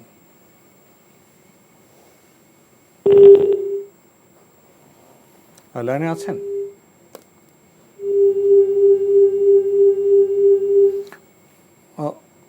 লাইনে বোধহয় কিছু সমস্যা হচ্ছে, লাইনটি কেটে গেল। কিছু প্রযুক্তিগত সমস্যায় আমরা হয়তো পড়ে গেছি। আমরা এই সমস্যা কেটে গেলে ইনশাল্লাহ আবার প্রশ্ন নেব, আপনাদের সাথে আপনাদের প্রশ্নের আলোকে কথা বলবো। আসলে আমরা আজকে যে বিষয়টি চয়ন করেছি, এটা এতটাই ব্যাপক, বোধহয় ঘন্টা বা ঘন্টা আলোচনা করা যাবে। এবং বর্তমান বিশ্ব বাস্তবতায়, আমাদের সমাজ বাস্তবতায় এবং আমাদের পারিবারিক জীবনে, এমনকি আমাদের যে একান্ত ব্যক্তিগত জীবনে বিষয়টা খুবই গুরুত্বপূর্ণ। যদি এই বিষয়টা আপনি একটু ব্যক্তি ঘটাতেন। ধন্যবাদ। আরেকটি কথা যেটা খুবই গুরুত্বপূর্ণ, সেটা হচ্ছে যে নবী সাল্লাল্লাহু আলাইহি ওয়াসাল্লামের জীবনটাকে যদি আমরা পর্যালোচনা করি, তাহলে দেখব যে নবী সাল্লাল্লাহু আলাইহি ওয়াসাল্লাম গোটা জীবনই মূলত সুশৃঙ্খল। নবী সাল্লাল্লাহু আলাইহি ওয়াসাল্লামের প্রত্যেকটি কাজকে সাহাবায়ে কেরাম আমাদের সামনে তুলে ধরেছেন, এবং প্রত্যেকটা কাজ এমন ছিল যে মানে সুনির্দিষ্ট এবং শৃঙ্খলার অধীনে ছিল। ফলে আল্লাহ সুবহানাহু ওয়া তাআলা নবী সাল্লাল্লাহু আলাইহি ওয়াসাল্লাম সম্পর্কে বলেছেন, লাকাদ কানা লাকুম ফি রাসূলিল্লাহি উসওয়াতুন হাসানা, যে আল্লাহ রাসূলের প্রতি তোমাদের মডেল রয়েছে, উত্তম মডেল রয়েছে। মডেলটা কোথায়? মডেলের জায়গা হচ্ছে এই জায়গায় যে রাসূল সাল্লাল্লাহু আলাইহি ওয়াসাল্লাম যেই শৃঙ্খলা আমাদেরকে দিয়েছেন, সেই শৃঙ্খলাটা যারা অনুসরণ করবে তারাই মূলত প্রকৃত মানে আল্লাহ রাসূল সাল্লাল্লাহু আলাইহি ওয়াসাল্লামের শৃঙ্খলায় নিজেদের জীবনটাকে সমৃদ্ধ করতে পারবে। শৃঙ্খলার 6 নম্বর যেই ফায়দা রয়েছে, সেটা হলো সুশৃঙ্খল জীবনযাপনে একজন ব্যক্তি নিজের জীবনের মধ্যে সময়, সম্পদ এবং পরিবারে তিনি বরকত সমৃদ্ধি পাবেন। সময়, সম্পদ, পরিবারে মানে সমৃদ্ধি পাবেন কেন? তার কারণ হচ্ছে সময়, তার অল্প সময় তিনি অনেক কাজ করতে পারবেন। এই জন্য সালফে সালেহিনগণ খুব অল্প সময় অনেকে পেয়েছেন। আমরা জানি যে ইমাম নববী রাহিমাহুল্লাহ তাআলা তিনি 45 বছর বয়সে মারা গিয়েছেন, কিন্তু বিশ্ববাসীকে এমন কিছু দিয়ে গেছেন, এমন কিছু বড় বড় উপহার দিয়ে গেছেন, এমন কিছু জিনিস দিয়ে গেছেন যে বিশ্ববাসী মানে স্মরণ করতেছে। কই সেই 585 সনে মারা গিয়েছেন, আজকের থেকে প্রায় 1100 বছর আগে, মানে না 1000 বছর আগে, 1000 বা 900 বছর আগে। কিন্তু মানে এখনও পৃথিবীর মানুষ তাদেরকে স্মরণ করছেন, তাদের কাছ থেকে জ্ঞান নিচ্ছে, তাদের জ্ঞানে সমৃদ্ধ হচ্ছে। এই জন্য এই যে বরকত, এই বরকতটুকু আসলে ব্যক্তি জীবনে এমনিতে আসে না। এই বরকতটুকু আসে যখন কোনো ব্যক্তি নিজের জীবনটাকে একেবারে শৃঙ্খলার অধীনে নিয়ে আসেন, সুন্দরভাবে সুশৃঙ্খল জীবনযাপন করে থাকেন, তাহলে তিনি এই বরকতটুকু লাভ করতে পারবেন। এরপরে 7 নম্বর যে পয়েন্টটি, সেটা হলো একজন ব্যক্তি যখন নিজের জীবনকে সুশৃঙ্খল করবেন, সুশৃঙ্খল করার মাধ্যমে তিনি তার কাছ থেকে অন্যরাও শৃঙ্খলার জ্ঞান অর্জন করতে পারবে। এটা আল্লাহ সুবহানাহু ওয়া তাআলা তার জন্য মানে সহজ করে দিবেন, যে তিনি নিজের কাজেই সহজ কাজগুলোকে সহজভাবে পাবেন। ফলে আমরা দেখতে পেয়েছি যে যারা শৃঙ্খলার সাথে কাজ করে থাকেন, নিয়মতান্ত্রিকভাবে কাজ করে থাকেন, কাজের মধ্যে যাদের কোনো বিশৃঙ্খলা মানে অস্থিরতা নেই, তারা ভালো মন্দ দুই ক্ষেত্রেই অস্থির হন না। যখন ভালো কিছু পান তখন আল্লাহ তাআলা শুকরিয়া আদায় করেন, এটা ইমানদারদের বৈশিষ্ট্য। আর যখন কোনো খারাপ কিছু তাকে আক্রান্ত করে তখন সবর করেন। এখানে প্রসঙ্গত আমি একান্ত ব্যক্তি জীবনে একটি শৃঙ্খলা বিষয় আপনার সামনে পেশ করতে চাই। বর্তমান সময় লক্ষ্য করা যাচ্ছে যে ডিজিটাল কালচার, মিডিয়ার যে বাড়ন্ত, এখানে দেখা যায় যে ঘুমের ক্ষেত্রে আমরা শৃঙ্খলা মানি না। সুন্নাহ রাসূল ইসলাম কখন ঘুম যেতেন, কখন উঠতেন, এই একটি বিষয়ে ঘুমের ক্ষেত্রে শৃঙ্খলা ভঙ্গ করার কারণে ব্যক্তি জীবনের প্রভাব কী হচ্ছে, তার স্বাস্থ্যের ক্ষেত্রে প্রভাব কী হচ্ছে, পারিবারিক জীবনে এবং যে কর্মক্ষেত্রে কী প্রভাব হচ্ছে, এই ঘুমের ক্ষেত্রে বিশৃঙ্খলার প্রভাব সম্পর্কে কিছু বলবেন? এটাও খুব গুরুত্বপূর্ণ বিষয়। নবী সাল্লাল্লাহু আলাইহি ওয়াসাল্লামের গোটা জীবনটাই একই পদ্ধতিতে তিনি ঘুমাতেন, শৃঙ্খলা ছিল। ফলে কোরআন মানে নবী সাল্লাল্লাহু আলাইহি ওয়াসাল্লামের ঘুমের বিষয়টি কোরআনের মধ্যে এসেছে।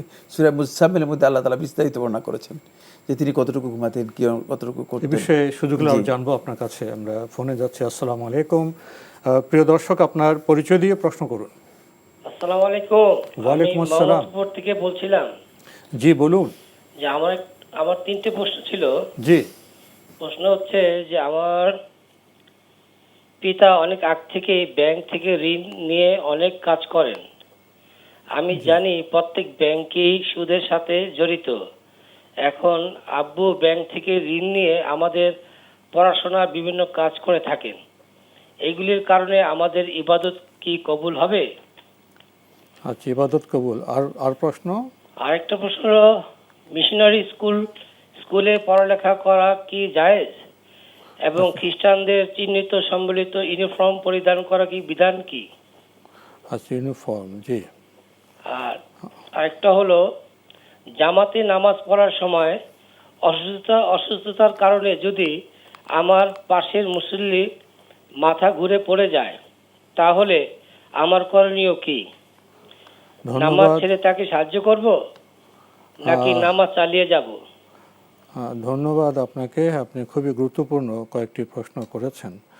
আপনি বলছেন যে আপনার পিতা ব্যাংক থেকে ঋণ নিয়ে কাজ করেন এবং সে অর্থে আপনাদের পড়াশোনা ইত্যাদি চলে। এখন আপনার মধ্যে প্রশ্ন জেগেছে, আপনি যে ইবাদত বন্দেগী করছেন এটা কবুল হবে কিনা। ধন্যবাদ, খুবই গুরুত্বপূর্ণ প্রশ্ন করেছেন। এক্ষেত্রে আপনারা যদি পিতার উপর একেবারে নির্ভরশীল হন, যে আপনাদের আর কোনো উপায় বা অবলম্বন নেই, মানে কোনো অবলম্বন নেই যে আপনি পিতার কাছ থেকে আর্থিক সহযোগিতা অথবা সাপোর্ট ছাড়া আপনি আপনার পড়াশোনা, আপনার কাজ করতে পারবেন না, তাহলে আপনি যেহেতু বাধ্য হয়ে গিয়েছেন, সেক্ষেত্রে আপনার জন্য পিতার কাছ থেকে এই সাপোর্ট নিয়ে আপনার জন্য জায়েজ, কিন্তু উত্তম নয়, কোনো সন্দেহ নেই, জায়েজ। তাহলে আপনার পড়াশোনা করলে আপনার ইবাদত নষ্ট হবে না। কিন্তু যদি আপনার এখান থেকে বের হওয়ার কোনো সুযোগ থাকে, স্কোপ থাকে, অথবা আপনি ব্যক্তিগতভাবে কোনো উপার্জন করতে পারেন, অথবা পড়ালেখা করার জন্য নিজস্ব ব্যক্তিগত খরচের জন্য আপনার কোনো অবলম্বন থাকে, উপায় থাকে আলাদা, তাহলে সেক্ষেত্রে আপনি পিতার কাছ থেকে হারাম অর্থ অথবা ব্যাংকের সুদি কারবারের জড়িত অর্থ গ্রহণ করা আপনার জন্য বৈধ নয়। তাহলে এটা যদি গ্রহণ করেন আপনার ইবাদত হবে না, কারণ আপনি হারাম কাজে তাকে সহযোগিতা করলেন, সাপোর্ট করলেন, পিতাকে আপনি সাপোর্ট করলেন। আপনি নিশ্চিত জানেন যে ইসলাম হারাম, সে সুদী কাজের মধ্যে রয়েছে। সুতরাং সেক্ষেত্রে আপনার ইবাদতও গ্রহণযোগ্য হবে না, কারণ ইবাদতগুলো জন্য শর্ত হচ্ছে ইন্নামা ইয়াতাকাব্বালুল্লাহু মিনাল মুত্তাকিন, আল্লাহ সুবহানাহু ওয়া তাআলা মুত্তাকিদের কাছ থেকে গ্রহণ করেন। তাহলে সামর্থ্য থাকলে কবুল হবে না, অসমর্থ হয়ে গেলে হবে তাহলে কবুল। তিনি বাধ্য হয়ে গেছেন। এখন তিনি কিভাবে মুত্তাকি হবেন, কিভাবে তিনি তাকওয়ার মানে উত্তীর্ণ হবেন, অথচ তিনি হারামের সাথে নিজেকে সম্পৃক্ত রেখেছেন, হারাম কাজে পিতাকে সহযোগিতা করছেন।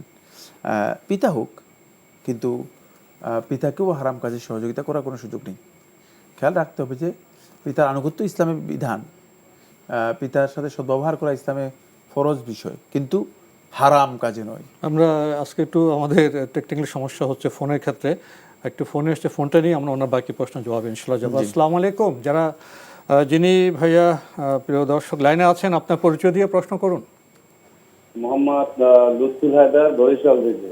জি ভাইয়া, আপনার প্রশ্ন করুন। প্রশ্ন, জি, প্রশ্নটা হলো, আমি যে মসজিদে পড়ি এটা শহরের প্রাণ কেন্দ্রে, তো ওখানে এশার জামাত হয় রেগুলার 9:45, কিন্তু ওটা আবার মার্কাজ মসজিদ, এই জন্য বৃহস্পতিবার হয় 9:15। কিন্তু আমি গতদিন বৃহস্পতিবার 9:15 গিয়ে দেখলাম তাদের কার্যক্রম চলে, এবং 9:15 আমি জিজ্ঞেস করলাম যে জামাত কয়টায়, 4-5 জনের জিজ্ঞেস করার পর কেউ বলতে পারে না, বলে এখন এলান হয় নাই। ওখানে 2000-এর উপরে মানুষ নামাজ রেগুলার পড়ে, জামাতে 1,500 থেকে 2000, যে এখনো এলান হয় না, আজান দিবে, তারপর ঘোষণা হইবে যে কয়টায় নামাজ হবে। তো পরবর্তীতে শুনলাম যে 9:40 জামাত হবে। কিন্তু আমরা এলাকার মানুষ এবং ওই মসজিদে আমরা নিয়মিত মুসল্লি, আরো এরকম মুসল্লিরা আছে, ওনারা মার্কাজ মসজিদ নামে ওরা পরিচিত। তো 9:15 যাই আমি, মানে রেগুলার যেটা প্র্যাকটিস 9:15 এবং অন্যদিন 9:15, কিন্তু ওখানে কেউই বলতে পারে না। পরে বুঝে এলান আছে, তখন 9:40 জামাত শুরু হয়েছে। মানে এইরকম ধরনের ব্যবস্থাপনা ইসলামে আছে কিনা, এইটা আমি একটু কান্নি জানতে চাই। আচ্ছা, আপনাদের এশা নামাজের কথা বললেন, এশা নামাজ না? জি জি, ধন্যবাদ আপনাকে, খুব গুরুত্বপূর্ণ প্রশ্ন করেছেন। তো আপনার প্রশ্নের আগে আমাদের এক ভাই প্রশ্ন করেছিলেন, আমরা সেখানে যাব। ও যে বলছিলেন যে এই সন্তান পিতার যে সুদী ঋণ, এটা শেষ। আমি আরও প্রশ্ন আছে, আমাদের সময় বেশি নেই, যে মিশনারি যে স্কুল, সেখানে কি মুসলিম ছাত্র ভর্তি হতে পারবে, লেখাপড়া করতে পারবে, তাদের ইউনিফর্ম পরা কি জায়েজ? মুসলিম ছাত্রদের জন্য উচিত হচ্ছে মিশনারি স্কুলে পড়ালেখা না করা, কিন্তু যদি পড়তেই হয়, পড়তে ইসলামে হারাম বা নিষিদ্ধ বিষয় নেই, তাদের কোনো আকীদা বিশ্বাস পোষণ করা হারাম হবে। সেক্ষেত্রে যদি তাদের স্কুলগুলোতে তারা তাদের সুনির্দিষ্ট আকীদা বিশ্বাসের জন্য বাধ্য করে, মানে বাধ্যতামূলক হয়ে যায়, তাহলে পড়ালেখা করাই হারাম হবে। কিন্তু আমরা যতটুকু আমাদের নলেজ রয়েছে যে তারা তাদের এই আকীদা বিশ্বাসগুলো নিয়ে বাধ্যবাধকতা রাখেনি, বা তাদের স্কুলগুলোতে সে বাধ্যবাধকতা নেই, যতটুকু আমাদের নলেজ রয়েছে। বাকি ইন্টারনাল বিষয়, এই সমস্যাগুলো না থাকলে পড়া যেতে পারে, তাহলে পড়তে পারবে। আরেকটি প্রশ্ন করেছেন, নামাজ পড়ছেন জামাতে, পাশে লোক অসুস্থ, মাথা ঘুরে পড়ে গেল, তখন কি তাকে সাহায্য করবে না নামাজ কন্টিনিউ না? করে যাবে? তখন পাশের লোককে সহযোগিতা করা ফরজ। তখন পাশের লোককে সহযোগিতা করা ফরজ। যদি তিনি মাথা ঘুরে পড়ে যান, তাকে সাপোর্ট দিয়ে তারপরে তিনি সালাত আদায় করবেন। তাকে প্রয়োজনীয় ব্যবস্থা নিয়ে হয়তো প্রাথমিক ট্রিটমেন্ট দিতে পারেন, অথবা হসপিটাল নিতে পারেন, তারপরে তিনি বাকি সালাতটুকু কমপ্লিট করবেন। ওই কাজটা করে তারপরে বাকি সালাত কমপ্লিট করবেন, আমরা জানলাম। পরে এক ভাই প্রশ্ন করেছিলেন, ওনাদের এলাকার যে মসজিদ, সেখানে জামাতে কোনো শৃঙ্খলা নেই, সময়ের কোনো শৃঙ্খলা নেই। এশা নামাজ প্রসঙ্গে বলছেন, কখনো বলা হয় যে 9:15, আবার বৃহস্পতিবারে অন্যদিন 8:45, আবার বলে এলান দিয়ে হবে, এলান দেওয়ার পর দেখা যায় 9:40 জামাত শুরু হয়েছে। এই যে একটি ব্যবস্থাপনা, এটা কি মসজিদে চলতে পারে? না, এটা ইসলামী শৃঙ্খলা নয়। আমরা তো আজকে শৃঙ্খলা সম্পর্কে আলোচনা করছিলাম। ইসলামী শৃঙ্খলা হচ্ছে সালাত নির্দিষ্ট সময়ের মধ্যে হবে। মানে যদি আমার কাজের জন্য সালাতকে আমি মন মতো মানে পিছিয়ে দিই অথবা আগিয়ে দিই, তাহলে আমি আসলে ইসলামের সাথে আমার আচরণটা যথাযথ হয়নি, শৃঙ্খলা ভঙ্গ হয়ে গেল, বরং সালাতকে আমি আমার কাজের সাথে মিলিয়ে নিলাম। সুতরাং তাদের এই কাজটুকু পরিপূর্ণরূপে মন করা একেবারেই ইসলামী শরিয়ার নির্ধারিত যে নীতিমালা রয়েছে এর পরিপন্থী। সালাতের ওয়াক্তে শুরু হবে, শেষ হবে, এরপরে আপনি সারা রাত আলোচনা করেন, সেটা আপনার ব্যক্তিগত বিষয়, অথবা সারা রাত বসে গল্প করেন, সেটা আপনার ব্যক্তিগত বিষয়। প্রিয় দর্শক, আমরা জানলাম এরকম বিশৃঙ্খলা ইসলামের দৃষ্টিতে বৈধ নয়। সময়ের কারণে আমরা আজকে আর প্রশ্ন নিতে পারছি না প্রিয় দর্শক, তবে আপনাদের অবগতির জন্য জানাতে পারি আপনার জিজ্ঞাসা অনুষ্ঠানটি সপ্তাহে রবি, সোম, মঙ্গল, বুধ 4 দিন বিকেলে 5:30টায় সম্প্রচার হয়ে থাকে। ওইসব অনুষ্ঠানে আপনাদের মনোযোগের প্রশ্ন চিঠির মাধ্যমে, ইমেলের মাধ্যমে পাঠাতে পারেন আমাদের ঠিকানা। পরিচালক আপনার জিজ্ঞাসা, এনটিভি, বিএসএসি ভবন, 7ম তলা, 102 কাজী নজরুল ইসলাম এভিনিউ, কারওয়ান বাজার, ঢাকা 1215। ইমেল অ্যাড্রেস আপনার জিজ্ঞাসা @ntbbd.com। এছাড়া এনটিভি অনলাইনেও আপনারা আমাদের অনুষ্ঠান দেখতে পারবেন, ভিজিট করুন www.ntbbd.com। এছাড়া ইউটিউব এবং আমাদের ভেরিফাইড ফেসবুক পেজে অনুষ্ঠান দেখতে পারবেন। প্রিয় দর্শক, সবশেষে রয়েছে গ্রন্থ পরিচিতি। আমাদের আজকের গ্রন্থের নাম সুন্নাহর আলোকে সকাল সন্ধ্যার দোয়া ও জিকির, লিখেছেন মুহাদ্দিস মাহমুদুল হাসান।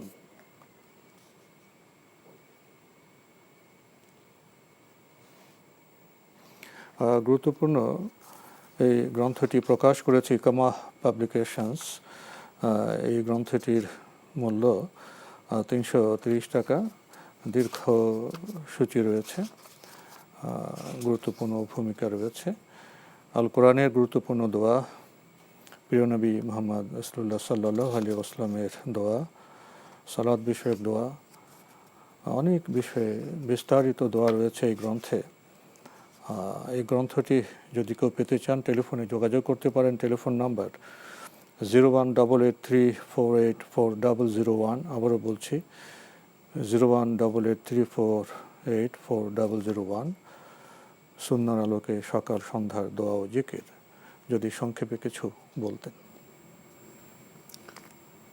সুন্নাহর আলোকে সকাল সন্ধ্যার দোয়া ও জিকির, আসলে দোয়া এবং জিকির এটি আমাদের জীবনের জন্য খুব গুরুত্বপূর্ণ বিষয়। আমরা অনেকে দোয়া এবং জিকিরকে গুরুত্ব দিতে পারিনি। এটা যে ইমানদার ব্যক্তির জন্য একটা অস্ত্র, যা দিয়ে ইমানদার ব্যক্তি তার গোটা জীবনের সকল কাজ করতে সক্ষম, খুব বড় সম্বল। হ্যাঁ, অনেক বড় অবলম্বন। সুতরাং এটা আমরা অনেকে বুঝতে পারিনি। আমরা অনেকে মনে করছি দোয়া কি জিনিস, সহজ, কোনো টাকা পয়সা লাগে না, দোয়ার মাধ্যমে কি হয়, কিছুই হয় না। না, দোয়ার মাধ্যমে অনেক কিছু হয়। দোয়া অনেক গুরুত্বপূর্ণ বিষয়। আরেকটি বিষয় এখানে খুবই গুরুত্বপূর্ণ, সেটা হচ্ছে ইবাদতের মূল হচ্ছে দোয়া। মূলত ইবাদত এবং দোয়া একই অর্থে ব্যবহৃত হয়। তাই যিনি আল্লাহ তাআলার কাছে দোয়া করতে পারলেন, তিনি আল্লাহ তাআলার পক্ষ থেকে আর ইবাদত করার তৌফিক লাভ করলেন। এটা খুব ছোট বিষয় নয়, এটা অনেক বড় বিষয়। এই জন্য আমরা ইবাদতের এই বিষয়গুলো জানতে হলে আমাদেরকে সুন্নাতে যেতে হবে। নবী সাল্লাল্লাহু আলাইহি ওয়াসাল্লামের গোটা জীবনটাই আমরা দেখি যে জিকির দিয়ে ভরপুর, দোয়া দিয়ে ভরপুর। তো নবী সাল্লাল্লাহু আলাইহি ওয়াসাল্লাম কেন এগুলো আমাদেরকে শিক্ষা দিয়ে গেছেন? কেন নবী সাল্লাল্লাহু আলাইহি ওয়াসাল্লামের কাছ থেকে এগুলো আমাদের কাছে বর্ণিত হয়েছে? ঘুম থেকে উঠে দোয়া, বাড়ি যেতে দোয়া, ফিরতে দোয়া। এই জন্য এসেছে যাতে করে আমরা এগুলোকে গুরুত্ব দিয়ে কাজে লাগাতে পারি এবং বুঝি যে আমাদেরকে জায়গায় জায়গায় মূলত ধর্ণা দেওয়ার একটাই স্পট, একটাই জায়গা, একটাই, সেটা হচ্ছে আল্লাহ তাআলার কাছে। ধর্ণা দিতে হবে আল্লাহ তাআলার কাছে, আর কোথাও না। দুর্ভাগ্যের বিষয় হচ্ছে যে ঈমান দুর্বল হওয়ার কারণে আমরা অনেকেই দোয়ার থেকে দাওয়াকে অগ্রাধিকার দিচ্ছি, দোয়ার থেকে আমরা মানুষের অবলম্বনটাকে অগ্রাধিকার দিচ্ছি, এখানে যাই সেখানে যাই, ভুল পথে যাই। এবং এমন মানুষ পর্যন্ত রয়েছে যে আল্লাহ তাআলার কাছে না বলে তারা দরগাহ পর্যন্ত যাচ্ছে, নাউজুবিল্লাহ মিন যালিক, ব্যক্তির কাছে যাচ্ছে। তিনি মনে করছেন যে ব্যক্তি তার এই বালা মুসিবত বিপদ আপদ দূর করতে পারবে। মাআদাল্লাহ, ব্যক্তি ছাড়া জিন্দেগি চেষ্টা করলেও কিছু করতে পারবে না যতক্ষণ পর্যন্ত আল্লাহ সুবহানাহু ওয়া তাআলা চাইবেন না। আর যখন আল্লাহ তাআলা চাইবেন তখন অবশ্যই পরিবর্তন করবেন। তাই এই বিষয়গুলো যদি আমরা বুঝতে পারি তাহলে আমরা নিজেদের জীবনে সকাল সন্ধ্যা সার্বক্ষণিক দোয়া এবং জিকিরের যে বিষয়গুলো আছে সেটাকে আমরা নিয়মিত করতে পারব, জীবনের সঙ্গী করে, এবং সব সময় সেটা আমাদের সাথে থাকবে। আর দেখবেন যে তখন আপনি অনেক কিছু ব্যক্তিগত নিরাপত্তা অনুভব করবেন, শয়তান থেকে আপনি নিজেকে রক্ষা করতে পারবেন, এবং জীবনযাপনটা আপনার আল্লাহর পক্ষ থেকে সাহায্যের মাধ্যমে সহজ হবে, ভালো হবে, উত্তম হবে। তো আজকে আমাদের এখানে শেষ করতে হচ্ছে। আপনাকে অনেক ধন্যবাদ। আপনাকে অনেক ধন্যবাদ। প্রিয় দর্শক, আসুন আমরা দোয়া এবং জিকিরের গ্রন্থ পড়ি, সহিভাবে দোয়া এবং জিকিরে মগ্ন হই। দেখা হবে ইনশাআল্লাহ আগামী জুমাবার একই সময়ে। মহান আল্লাহ আমাদের সবাইকে নিরাপদে রাখুন শান্তিতে। আসসালামু আলাইকুম।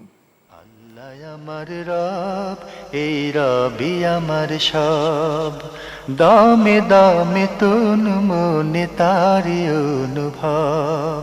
আল্লাহ আমার রব, এই রবি আমার সব, দামে দামে